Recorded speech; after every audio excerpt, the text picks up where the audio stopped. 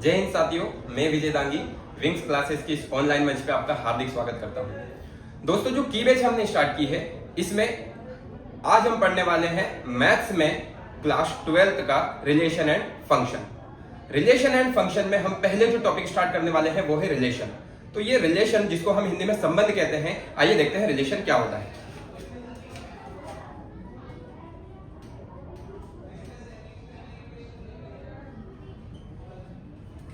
Relation, तो relation क्या होता होगा? रिलेशन यहां पर मैथ्स के अंदर जब हम इस 12th क्लास के अंदर जो पढ़ने वाले हैं उसमें रिलेशन का मतलब होगा relation is a subset. Relation क्या है? एक तरह का सबसेट है। Relation is a subset. किसका सबसेट? तो Cartesian product of any two non empty set. कोई भी दो सेट जो खाली नहीं हो, उनमें कुछ ना कुछ एलिमेंट होने चाहिए, उनका कार्टेशियन प्रोडक्ट और उसका भी सबसेट जो होगा वो रिलेशन होगा। तो रिलेशन क्या है? Relation is a subset of Cartesian product of any two non empty set. ये है रिलेशन। अब रिलेशन के अंदर हम देखने वाले हैं type of relation. Type of relation में नंबर फर्स्ट पे जो हम पढ़ेंगे वो है reflexive relation. Reflexive relation. Reflexive relation क्या होगा? इसको हिंदी में कहेंगे स्वतुल्य संबंध। स्वतुल्य संबंध। तो पहले हम इनके डेफिनेशन जिस तरह से फिट की गई है उसका हम समझ लेते हैं कि ये होते क्या है, फिर हम इनके क्वेश्चन जब सॉल्व करेंगे तो ये आपको आसानी होगी इसमें समझने में। तो ये रिफ्लेक्सिव रिलेशन क्या होता है? तो सबसे पहले हम समझते हैं रिफ्लेक्सिव रिलेशन क्या होता होगा। लाइक मैं बोलूं कि मेरे पास कोई भी सेट ए है, उसके अंदर कुछ एलिमेंट है लाइक 1 2 3, जिसके अंदर मान लो हमने 3 एलिमेंट लिए हैं। तो अगर आप कुछ भी रिलेशन इस तरह से डिफाइन करें, अगर ए सेट के पास 3 एलिमेंट है तो रिलेशन आर के अंदर आने वाले जो भी ऑर्डर पेयर होंगे उनमें 1, 1, 2, 2 और 3, 3 ऑर्डर पेयर होने ही चाहिए। मतलब ये अगर हमारे ए सेट में 3 एलिमेंट है तो रिलेशन आर के अंदर 1, 1, 2, 2, 3, 3 हर एक एलिमेंट का सेम खुद के साथ ऑर्डर पेयर आपको रिलेशन आर के अंदर मिलना चाहिए, तभी हम उस रिलेशन को रिफ्लेक्सिव कहेंगे, अदरवाइज नहीं। तो ये होता है रिफ्लेक्सिव रिलेशन। लेकिन इसको लिखेंगे कैसे रिफ्लेक्सिव रिलेशन? वैसे ये तो हमने समझने के लिए देखा है। अब लिखने में का अगर आए हमको एग्जाम में लिखने को आएगा तो कैसे लिखेंगे, चलो पहले वो देख लेते हैं।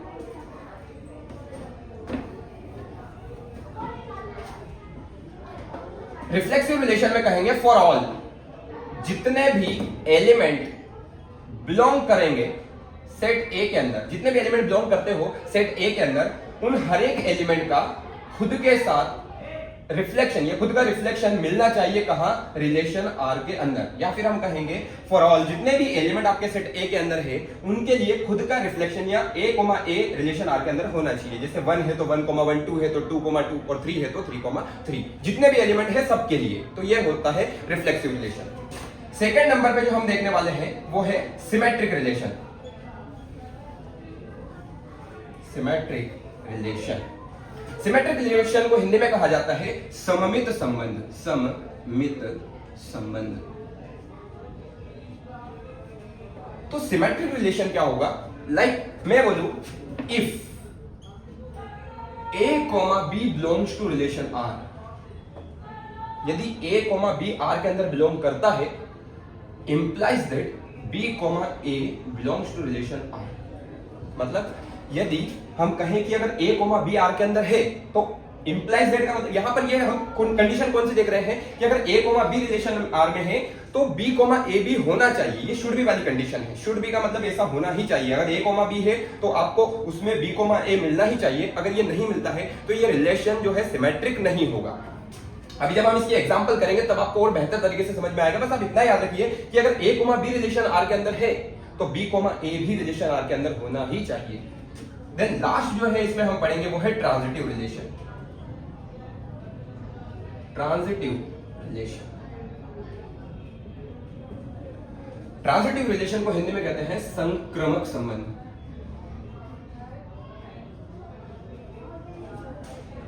ये ट्रांजिटिव रिलेशन क्या होता हुआ? अच्छा, मैं आपको पहले ही बता दूं, ट्रांजिटिव रिलेशन है जो देखने में थोड़ा सा जब इसको समझते हैं तो ये थोड़ा सा टफ पड़ता है। टफ इसलिए पड़ता है क्योंकि इसके बेसिक कॉन्सेप्ट थोड़े से और हट के जाते हैं। अगर वो नहीं समझेंगे तो जब एग्जाम में हम क्वेश्चन करने बैठेंगे या फिर एग्जाम्पल आ गया या फिर ऑब्जेक्टिव में अगर क्वेश्चन कुछ हट के आ गया तो वो बनने में फिर दिक्कत आएगी। तो थोड़ा सा इसको वो अलग टाइप कैसे बनता है इसका वो भी अपन समझ लेंगे। पहले बेसिक प्रॉपर्टी क्या कहती है ट्रांजिटिव रिलेशन, कोई भी रिलेशन ट्रांजिटिव कब होगा, तो हम कहेंगे if A, B belongs to R, अगर A, B रिलेशन R के अंदर बिलोंग करे and B, A belongs to relation R, A, B relation R में हो, B, C relation B, C belongs to relation R is implies that A, C belongs to relation R के अंदर होना चाहिए। अगर A, B मिले, B, C मिले तो A, C भी उसके अंदर होना ही चाहिए। अच्छा मैं फिर से बता दूं, ये शुड बी वाली कंडीशन यहां भी ऐसा होना ही चाहिए। मतलब अगर A, B है, B, C है तो A, C होना ही चाहिए उसके अंदर, तभी हम इसको ट्रांजिटिव कहेंगे, नहीं तो ये ट्रांजिटिव नहीं होगा। लेकिन मैं ये कह रहा हूं कि A, C कब ढूंढने जाएंगे हम कि A, C उस रिलेशन R के अंदर है या नहीं, तो ये हम तब देखने जाएंगे जब A, B के बाद B, C भी मिले, तब हम A, C को ढूंढेंगे, अदरवाइज नहीं ढूंढेंगे। ठीक है, चलो तो ये कुछ बेसिक प्रॉपर्टीज हैं रिलेशन की, जिसमें हमने रिफ्लेक्सिव, सिमेट्रिक और ट्रांजिटिव रिलेशन के बारे में बात की। तो रिफ्लेक्सिव रिलेशन क्या होता है, अगर ए सेट के अंदर जितने भी एलिमेंट है, हर एक एलिमेंट का खुद के साथ रिफ्लेक्शन आपको रिलेशन आर के अंदर मिलना चाहिए, वो कहलाता है रिफ्लेक्सिव रिलेशन।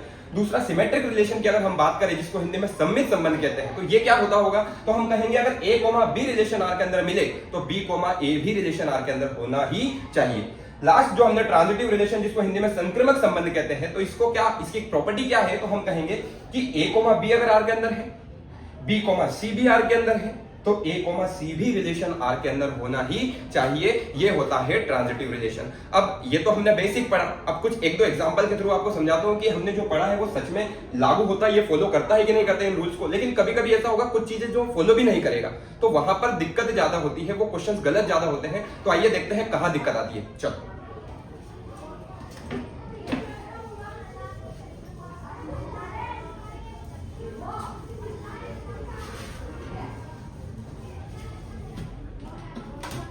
मैं एक बेसिक एग्जांपल देता हूं। लाइक ए सेट है जिसके पास, उसमें 1, 2, 3 और 4 4 एलिमेंट है, और एक रिलेशन आर डिफाइन करता हूं ए से ए में, जिसके अंदर कुछ एलिमेंट है लाइक 1, 1, 2, 2 और 3, 3 बस, और कुछ एलिमेंट इसके अंदर नहीं है। सिर्फ 3 ही ऑर्डर पेयर इस रिलेशन आर के अंदर है, 1, 1, 2, 2, 3, 3। तो हम देख रहे हैं कि ये रिलेशन आर जो है ये रिफ्लेक्सिव है या नहीं, सिमेट्रिक है या नहीं, या ट्रांजिटिव है या नहीं, इसकी बात करने वाले हैं। तो सबसे पहले हमने बोला रिलेशन आर के अंदर 3 एलिमेंट है, जबकि सेट ए के अंदर कितने एलिमेंट है, 4, 1, 2, 3, 4। लेकिन रिलेशन आर के अंदर कितने एलिमेंट है, 3।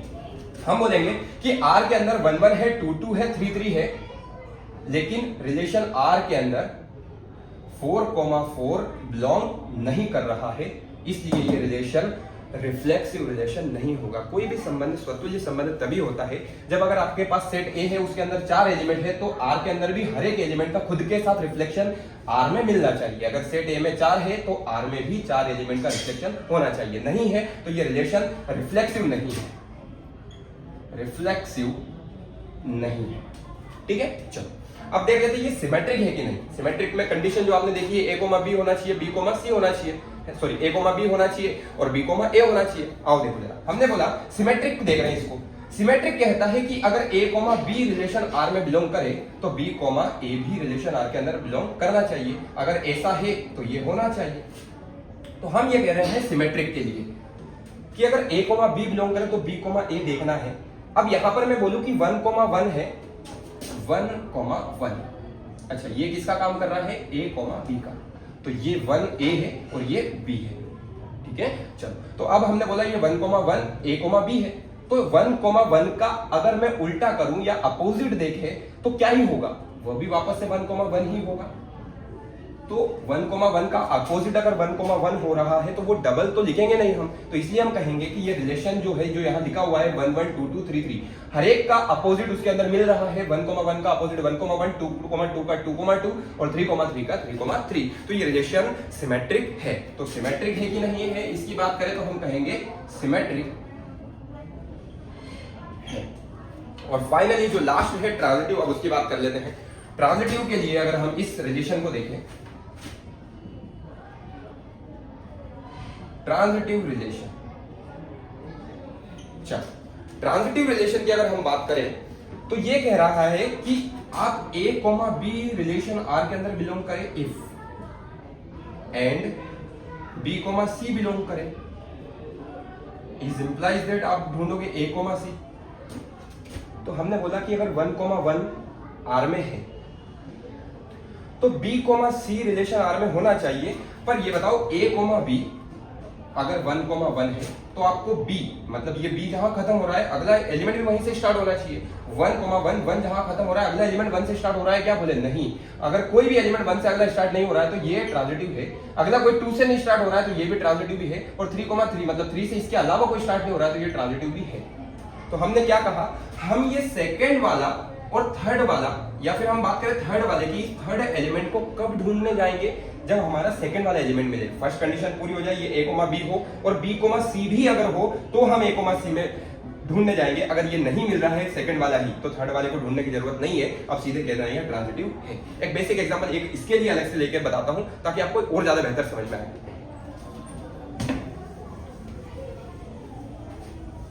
फिलहाल में ये रिलेशन ट्रांजिटिव है।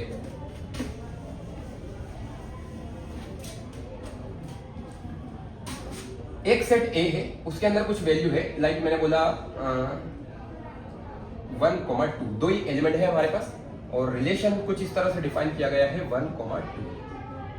ठीक है, बहुत सिंपल एग्जांपल है, इसके थ्रू आप रिलेशन को ज्यादा अच्छे से बेहतर तरीके से समझ पाएंगे। हमने बोला एक सेट A है जिसके अंदर 1 और 2 दो ही एलिमेंट है और रिलेशन R की अगर हम बात करें उसके अंदर एक ही ऑर्डर पेयर है, मतलब एक ही एलिमेंट है, वो है 1,2। तो हम बोल रहे हैं कि रिलेशन R जो ये देके रखा है ये रिफ्लेक्सिव या स्वतुल्य है या नहीं, तो हम कहेंगे ये रिलेशन जो है रिफ्लेक्सिव कब होता है कि अगर आप सेट A के अंदर की बात करें, अगर उसके अंदर दो एलिमेंट है तो रिलेशन R में भी 1, 1 और 2, 2 होना चाहिए, खुद का रिफ्लेक्शन मिलना चाहिए। तो हम कहेंगे ये रिलेशन रिफ्लेक्सिव नहीं है क्योंकि आपके पास 1,1 और 2,2 इस रिलेशन R के अंदर बिलोंग नहीं करता है, इसलिए ये रिलेशन रिफ्लेक्सिव नहीं है। ठीक है, फर्स्ट। अब हम बात कर लेते हैं सिमेट्रिक रिलेशन की। ये तो ये वाला रिलेशन सिमेट्रिक है या नहीं। सिमेट्रिक रिलेशन के लिए हम कहेंगे कि अगर आपका A, B बिलोंग करे रिलेशन R में तो B, A भी रिलेशन R में बिलोंग करना चाहिए। तो यहां पर हमने बोला कि 1,2 तो है बट इस रिलेशन में 2,1 नहीं है, इसका अपोजिट 2,1 मिलना चाहिए था, लेकिन यहां पर 1,2 रिलेशन R में बिलोंग कर रहा है बट 2,1 रिलेशन R के अंदर बिलोंग नहीं कर रहा है, इसलिए ये रिलेशन जो है सिमेट्रिक नहीं होगा। ठीक है, अब लास्ट वाला जो फाइनल हम देख लेते हैं, थर्ड इधर की साइड बता देता हूं, ट्रांजिटिव रिलेशन।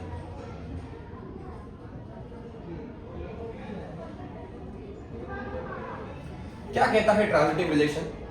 हम कहेंगे कि if and only if 1,2 belong करे रिलेशन R में तो आपको 2 से कोई स्टार्ट होता हुआ दिख रहा है, जो एलिमेंट अगला एलिमेंट जो 2 से स्टार्ट हो रहा हो, बोले नहीं है।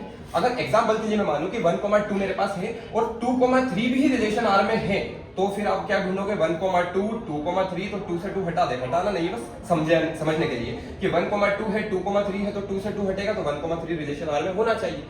बट अभी ये होना चाहिए था तब जब ये मिले।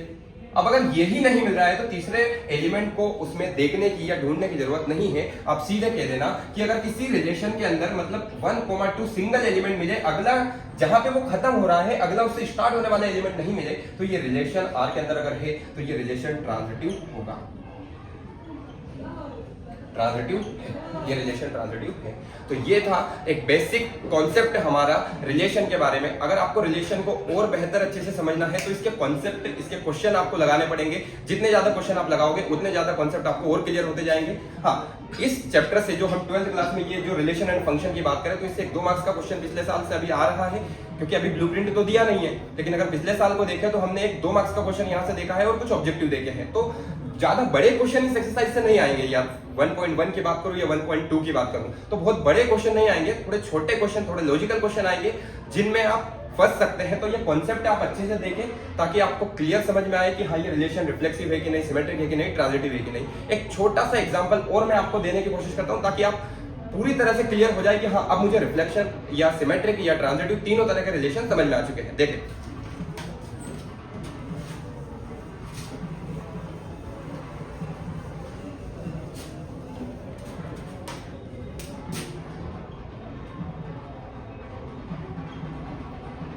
एग्जाम्पल के लिए हम आप समझते हैं कि रिलेशन एक सेट है मेरे पास ए जिसके अंदर 3 एलिमेंट है 1 2 3 और रिलेशन आर कुछ इस तरह से डिफाइन है 1, 1, 2, 2 और 3, 3 इस तरह से।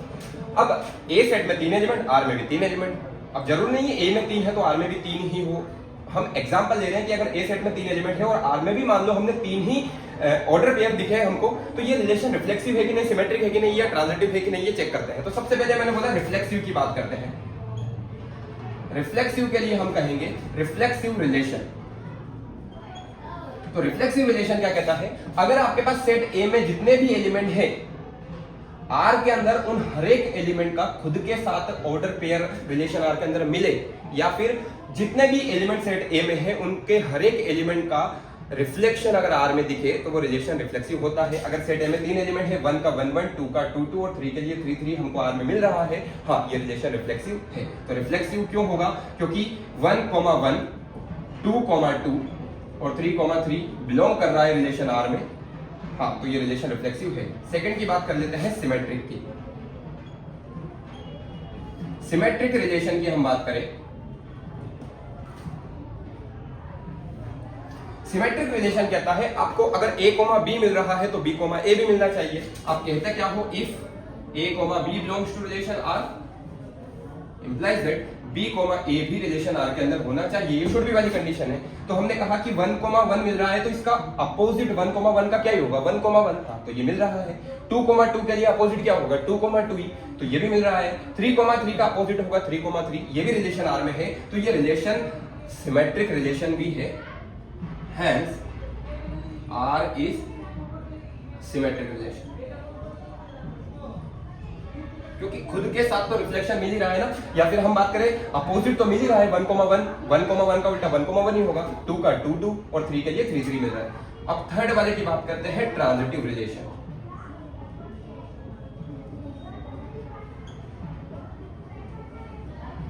ये ट्रांजिटिव रिलेशन यहां पर समझने की बात है। अभी मैंने जस्ट इससे पहले वाले एग्जांपल में आपको समझाया कि अगर पहला एलिमेंट 1, 1 है और 1, 1 का मतलब जो जहां एंड हो रहा है एलिमेंट, अगला एलिमेंट वहां से स्टार्ट होता आपको नहीं दिखे तो कह देना कि वो रिलेशन उस पर्टिकुलर एलिमेंट के लिए तो ट्रांजिटिव का काम कर रहा है। तो 1, 1 है, 1 से कोई अगला स्टार्ट नहीं हो रहा है एलिमेंट, तो हाँ ये ट्रांजिटिव है। सेकंड की बात करें कि 2, 2 है और अगला कोई 2 से स्टार्ट नहीं हो रहा है, तो ये भी ट्रांजिटिव के कंडीशन को सेटिस्फाई कर रहा है। और थर्ड वाले को देखो 3, 3 और उसका अगला एलिमेंट 3 से कोई स्टार्ट नहीं हो रहा है, तो ये भी ट्रांजिटिव है। तो हम कहेंगे ये रिलेशन जो यहाँ पर दे के रखा है, ये रिलेशन रिफ्लेक्सिव भी है, सिमेट्रिक भी है एंड ट्रांजिटिव भी है। तो लेकिन ये ऐसा क्यों हुआ कि ये रिलेशन तीनों हो गया, तो यहाँ पर आपको हमेशा ध्यान रखना है कि जब भी रिलेशन आपको इक्वल वाली प्रॉपर्टी दे दे, इक्वल वाली प्रॉपर्टी का मतलब क्या है, जैसे आपके पास जो रिलेशन डिफाइन है यहाँ पर इस तरह से ऑर्डर पेयर कैसे आए हैं, तो रिलेशन कुछ इस तरह से डिफाइन है यहाँ पर कि जितने भी a, b है ऑर्डर पेयर है मेरे पास, उन हर एक ऑर्डर पेयर के लिए a इक्वल b की कंडीशन यहां लग रही है। कैसे लग रही है a, b की, तो मैंने ये ऑर्डर पेयर कैसे बनाया, अगर a मेरा 1 है तो आने वाला b भी क्या ही है, 1 ही है, इक्वल। अगर a मेरा 2 है तो b भी मेरा 2 है, और a मेरा c है तो a मेरा c है, सॉरी a मेरा 3 है तो b भी 3 है। तो इसीलिए जब भी इक्वल वाली प्रॉपर्टी दिखे तो वो रिलेशन रिफ्लेक्सिव, सिमेट्रिक, ट्रांजिटिव तीनों होता है। और जो भी रिलेशन, ऐसा कोई भी रिलेशन जो रिफ्लेक्सिव, सिमेट्रिक, ट्रांजिटिव तीनों हो, उसको कहते हैं इक्विवेलेंस रिलेशन। इसको हिंदी में तुल्यता संबंध कहते हैं। चलो तो आज का वीडियो यहीं समाप्त करते हैं। आशा उम्मीद करते हैं कि आपको ये बेहतर तरीके से समझ में आया होगा। नेक्स्ट वीडियो में मिलेंगे, तब तक के लिए धन्यवाद। जय हिंद।